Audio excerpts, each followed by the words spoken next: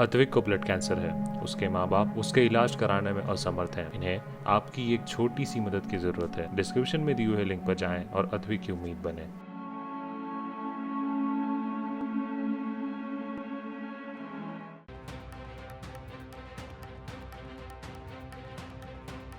चीन के इशारों पर चलते हुए नेपाल के प्रधानमंत्री केपी शर्मा ओली ने भारत के खिलाफ कई चालें चली। सीमा विवाद पैदा करने से लेकर बेतुकी बयानबाजी भी की, लेकिन अब उनके सुर भारत के लिए बदले से नजर आ रहे हैं। प्रधानमंत्री केपी शर्मा ओली के सुर में नरमी आ गई है।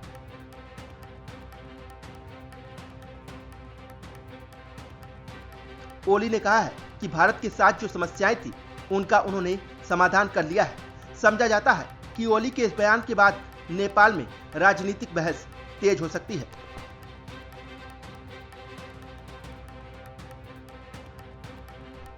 एक इंटरव्यू में ओली ने कहा, हाँ एक समय था, गलतफहमियां पैदा हो गई थी, लेकिन अब इनका समाधान कर लिया गया है।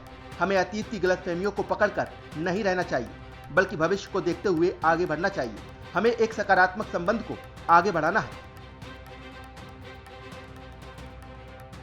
साक्षात्कार में नेपाल के पीएम ने कहा कि दोनों देशों के बीच बहुत गहरा संबंध है और दोनों सांस्कृतिक रूप से एक दूसरे के साथ जुड़े हुए हैं।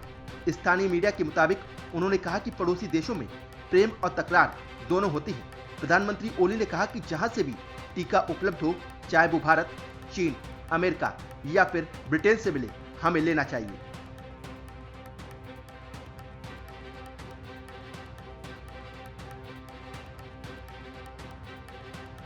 टीके पर राजनीति नहीं होनी चाहिए। कोरोना टीके के लिए मैं अपने दोनों पड़ोसी देशों को धन्यवाद देना चाहता हूं। चीन ने हमें 1.8 मिलियन वैक्सीन दी है, जबकि नई दिल्ली ने हमें 2.1 मिलियन टीके का डोज भेजा है। हमें दोनों देशों ने मदद की है। दोनों देश हमें मेडिकल उपकरण भी भेज रहे हैं, इसलिए दोनों देशों को धन्यवाद। गौरतलब है कि पिछले साल मई के महीने में चीन के साथ सीमा विवाद शुरू होने के बाद नेपाल ने अपने तेवर कड़े कर लिए थे। कालापानी, लिपलेख एवं लिम्पियाधुरा को अपना इलाका बताते हुए नेपाल ने इन इलाकों को अपने नए नक्शे में शामिल कर लिया।